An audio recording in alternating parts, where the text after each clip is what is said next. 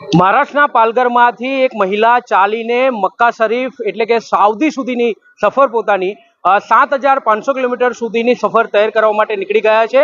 મહારાષ્ટ્રના પાલઘરથી ચાલીને અત્યારે ગુજરાતમાં પ્રવેશી ગયા છે। ગુજરાતના આણંદ જિલ્લામાં અત્યારે પહોંચી રહ્યા છે, જેના સીધા દ્રશ્યો તમે જોઈ રહ્યા છો જે કે અત્યારે વાસદ પાસેથી જે આવી રહ્યા છે અને વાસદ પાસેના જે દ્રશ્યો છે એ અત્યારે તમે નિહાળી રહ્યા છો।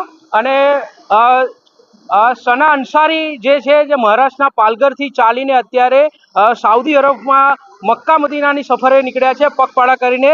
એમની સાથે આપણે ચર્ચા કરીશું। સના અંસારી પહેલા જ્યારે સિયાબ ચિત્તૂર નીકળ્યા હતા, ત્યારબાદ હવે મહિલા મહારાષ્ટ્રના પાલઘરથી જે આવી છે ચાલીને પગપાળા કરીને અત્યારે 1,000 કિલોમીટરનો સફર આશરે એમણે કરી લીધો છે અને અત્યારે આણંદ ખાતે આવી પહોંચ્યા છે। આપણે એમની સાથે बातचीत करीशू ने कया प्रकारेनी एमनी आ चालवानी जो पद्धति है लईने आपणे बात करीशू।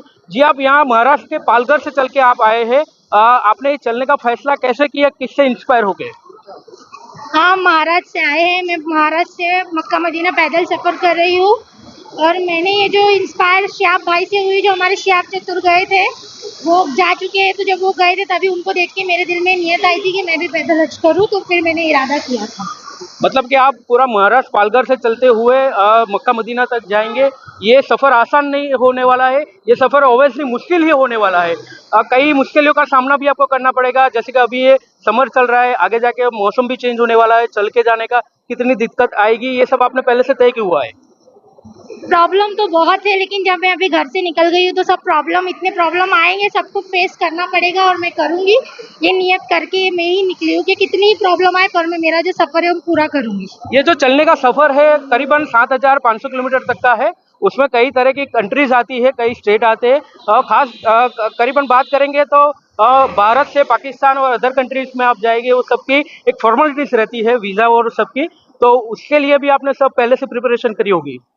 जी, जो 4 कंट्री है वो सबका वीजा जो है हमको मिल गया है। खाली जो पाकिस्तान का है वो एप्लीकेशन दिया है, अभी तक वो चालू है, तो हमने पहले ही एप्लीकेशन दे दिया था। वहां तक जब हम पहुंचेंगे तकरीबन 4 महीना हमको लगेगा, तब तक इंशाल्लाह वो काम भी हमारा हो जाएगा। सफर में कई तरह के लोग आपसे मिलेंगे, जुड़ेंगे, आपसे जुड़ेंगे, कई तरह के लोगों से आपकी मुलाकात होती रहेगी, कई तकलीफें भी होगी। आप कुछ अपने फॉलोवर्स को, अपने चाहकों को कुछ कहना चाहोगे?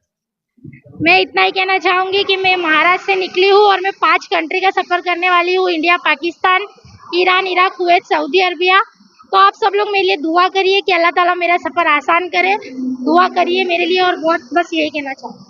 જે પ્રકારે આપણે અહીંયા એમની સાથે વાતચીત કરી કે એમનો જે સફર છે તે આસાન તો નથી થવાનો, પરંતુ એમણે એક દ્રઢ નિશ્ચય કર્યો છે કે મહારાષ્ટ્રના પાલઘરથી લઈને મક્કા મદીના સુધી જે ચાલવા માટેની જે એમણે એક નિયત કરી છે, એક ધ્યેય નક્કી કર્યો છે, જે ચાલવા માટે અત્યારે નીકળી ગયા છે। મહારાષ્ટ્રના પાલઘરથી નીકળીને અત્યારે આણંદ ખાતે આવી પહોંચ્યા છે ગુજરાતના। હવે એમનો જે સફર છે આણંદ પહોંચશે આવતીકાલે, ત્યારબાદ ખેડા જિલ્લામાં પ્રવેશ કરશે, ખેડા જિલ્લા બાદ અમદાવાદ સુધીનો જે પ્રવેશ કરશે, તમે જે જોઈ રહ્યા છો એ ચાલી જ રહ્યા છે। અને 7,500નો સફર કેવા પ્રકારનો જે તય કરશે, ત્યાં પહોંચશે, એની પણ આ તમામ પ્રકારની વિગતવાર માટે જાણકારી માટે અમારી સાથે જોડાયેલા રહેજો। તમામ પ્રકારની આજે એમને ચાલવાનો જે સફર છે સાઉદી પહોંચવાનો, ગુજરાતમાં જે એમને પહોંચવાના છે અને જ્યાં પ્રકારે જેમની સફર રહેવાની છે, તમામની અપડેટ માટે અમારી સાથે જોડાયેલા રહો। કેમેરામેન સાહિલ વોરા સાથે ઇમરાન વોહરા, ન્યૂઝ નેશન આણંદ।